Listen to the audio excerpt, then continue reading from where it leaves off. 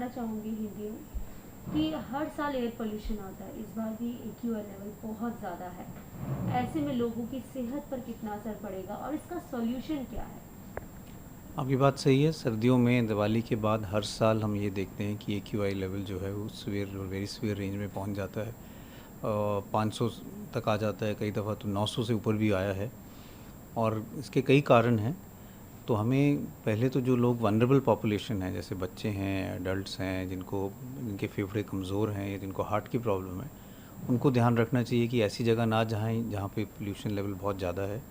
Mask लगा के जाएं, जाना है तो दिन में जाएं जब धूप निकल गई है, क्योंकि सुबह शाम अर्ली मॉर्निंग और लेट इवनिंग में जब ठंड होती है तो because of cold air pollution eight ground level is high, तो वो थोड़ा सा वो अवॉइड करें।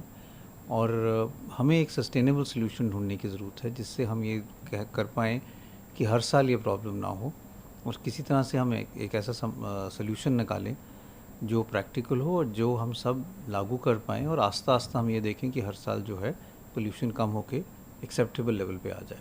सर, ये कितना ज़्यादा खतरनाक है सेहत के लिए? सेहत के लिए बहुत ज़्यादा ख़तरनाक है। एक global burden of disease paper जो आया था 2017 में, उन्होंने कैलकुलेट किया था कि ऑलमोस्ट 1.24 मिलियन डेथ्स दिल्ली में इंडिया में एयर पोल्यूशन के कारण हो रही हैं।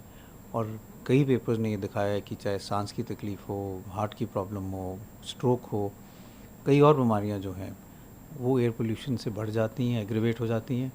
अनफॉर्चुनेटली एयर पोल्यूशन को हम कहते हैं एक साइलेंट किलर। हम ये कह सकते हैं कि ये इस आदमी की डेंगू से मौत हुई, इस आदमी की कोविड से मौत हुई, लेकिन एयर पोल्यूशन से कहना वो मुश्किल होता है, क्योंकि वो ऑलरेडी अंडरलाइंग जो इलनेस है उसको बिगाड़ के सीवियर सीवियर उसकी सीवियरिटी ज़्यादा कर देते हैं, जिससे आईसीयू एडमिशन हो जाती है और डेथ हो सकती है। इसीलिए लोग इसकी जो इम्पोर्टेंस या मोर्टेलिटी इतनी अच्छी तरह से समझ नहीं पाते।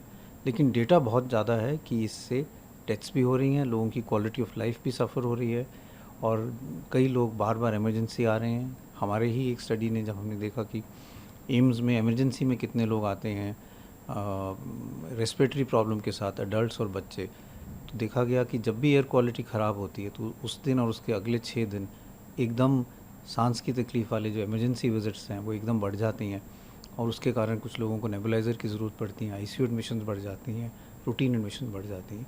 तो मोर्टेलिटी पे भी और क्वालिटी ऑफ लाइफ दोनों पे इससे काफ़ी असर पड़ता है।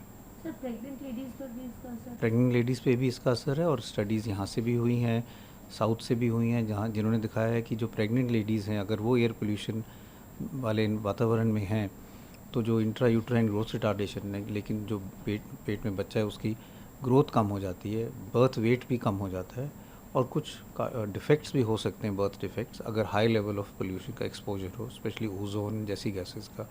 तो प्रेग्नेंट वुमेन्स में भी ये एक रिस्क फैक्टर है, क्योंकि इससे बच्चे की ग्रोथ पे भी, जो पेट में बच्चा है उसकी ग्रोथ पे भी असर पड़ता है। सर, आपने जैसे बताया कि इमरजेंसी में पेशेंट्स की मात्रा भी काफ़ी बढ़ गई है, ऐसे में क्या? प्रिवेंटिव मेजर्स तो यही है कि जो बच्चे हैं, बुज़ुर्ग हैं, उनको बाहर नहीं जाएं अगर क्वालिटी ऑफ एयर ख़राब है। मॉनिटर, अगर जाना ज़रूरी है तो एक्यूआई मॉनिटर करके ही जाएं। दूसरा, अगर जाना है तो मास्क लगा के जाएं, उससे कुछ हद तक प्रोटेक्शन मिल सकता है। और अवॉइड करें सुबह और शाम बाहर जाने के लिए, खेलने के लिए, क्योंकि तब एक्यूआई और ज़्यादा ख़राब हो जाता है। सर, ये कोविड से भी लोगों के लंग्स कॉम्प्रोमाइज्ड हैं, तो ऐसे में पॉल्यूशन ऊपर से कितना ज़्यादा इसका भी असर पड़ेगा?